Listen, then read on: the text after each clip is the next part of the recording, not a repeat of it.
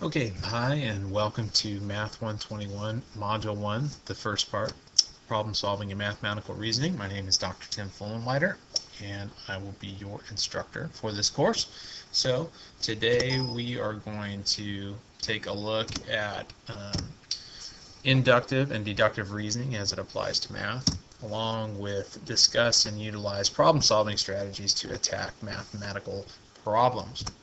So things you're going to need for this lesson: number one, you're going to need your textbook. Two, you'll need graph paper. If you don't have any, you can download the PDF that's in the course on Moodle and print it off for you. You need obviously something to write with. That's always helpful. And a calculator if you wish. All right, so let's talk about some mathematical thinking. Math is really all about patterns and logical rules. If you know the patterns and you know the logical rules, then you can figure out the math. So if I can find the pattern, then I can apply it to a problem or a situation, and I can solve that problem. If I know the rule, I can apply it as well. So if I know the rules for addition, then I can add things anytime I want. If I know how it relates to multiplication, I can multiply things anytime I want. That's the benefit of knowing the rules. In math, there tends to be a lot of rules, and a lot of math instructions focused on learning those. The better I understand rules and patterns, the more enjoyable math becomes. It's not so hard to do, it's not so intimidating. So the key is to learn how to look for the patterns and learn how to apply the rules, and then math isn't so hard. So to think mathematically, we have to start looking for those patterns and rules. Alright, so open up your textbook to Lesson 1, page 6. And at this time, pause the video and read the introduction to Lesson 1. Do so now.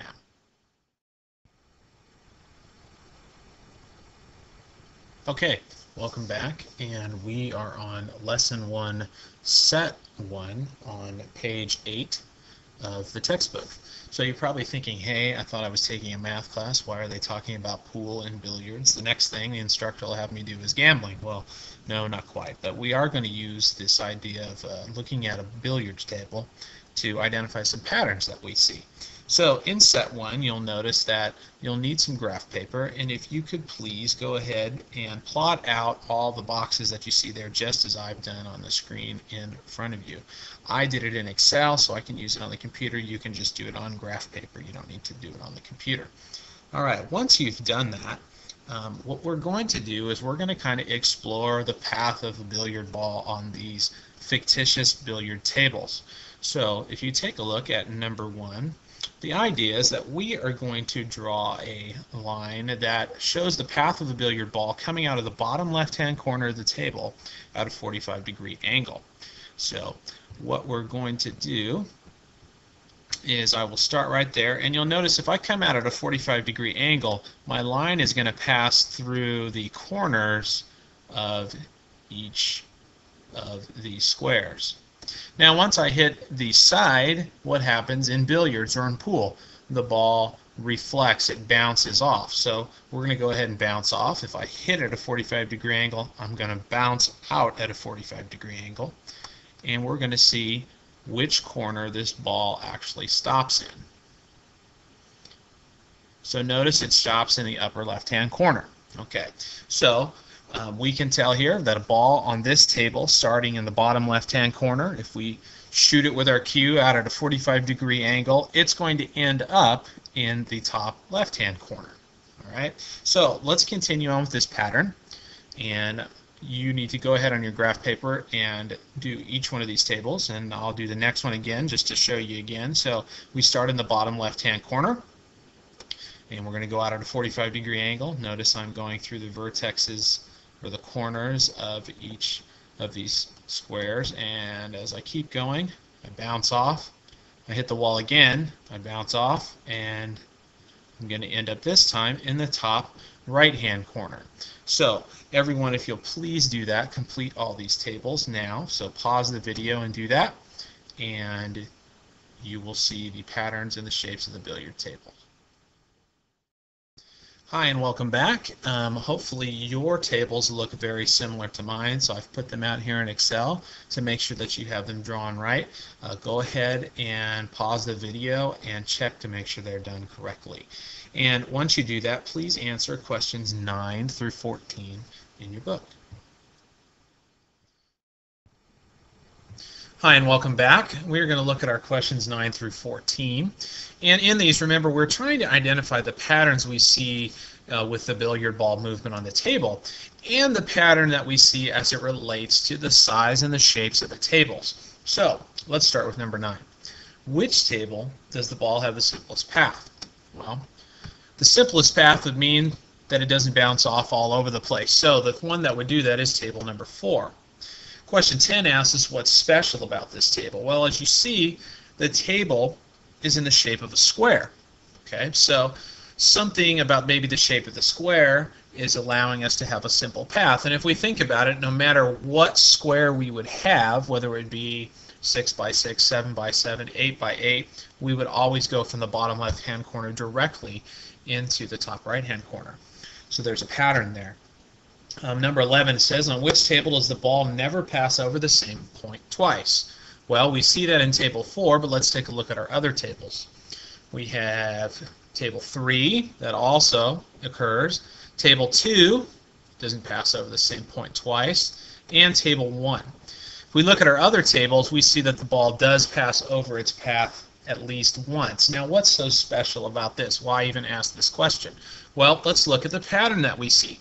If we compare the tables that the ball doesn't pass over its path and the tables where it does pass over again, what do we see? Well, in the first 4 tables, if you notice, the heights of the table are all divisible by the length of the table. So in the case of number 1, has a height 8 and a length 4, and 4 divides evenly into 8. Same with 2, 3 divides evenly into 9, 2 divides evenly into 10, 5 divides evenly into 5. If we look at the remainder of our tables, we don't see that. 6 does not divide evenly into 9, 4 does not divide evenly into 10, and 6 does not divide evenly into 8. 5 does not divide evenly into 7. Here is a pattern. That's why we asked this question. So you notice that the different patterns and shapes of our table are going to provide for certain things to happen with the billiard ball. Okay, so keeping that in mind, let's move to the next question. So judging by what we've drawn so far, do you think that if the ball starts in the left-hand corner, that it will always end in a corner? Well, let's take a look. In all of our examples, the ball does end in a corner each time. So more than likely, the answer there is yes, that we would think that it's going to land in a corner each time. Plus, logic tells us that something has to stop somewhere, and so more than likely it's going to stop in a corner at some point once it passes over certain parts of the table. Moving on, do you think that it can land in any of the 4 corners? Well, let's look at the patterns that we have. In number 1, it's in the upper left. Number 2, the upper right. Number 3, the upper right. Number 4, the upper right. Number 5, the bottom right. Okay, so far we've landed in 3 of the 4 corners. Number 10, the bottom right. Number 7, the upper left. And over here we have the upper right again on table 8. Okay, so it's in 3 of the 4 corners, but not where. Where does it not end? Well, it never has ended in the corner it starts in. So, interestingly enough, we would surmise that no, it probably couldn't end in any of the 4 corners because we don't see an instance where it ends in that corner it starts with. Okay?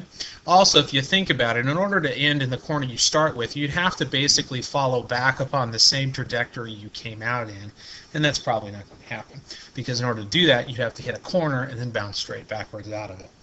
All right, so number 14. What's the most complicated path that's here? Well, the most complicated path, clearly, is table 8. Every one of the squares in our little grid in table 8, the ball crosses over. Okay?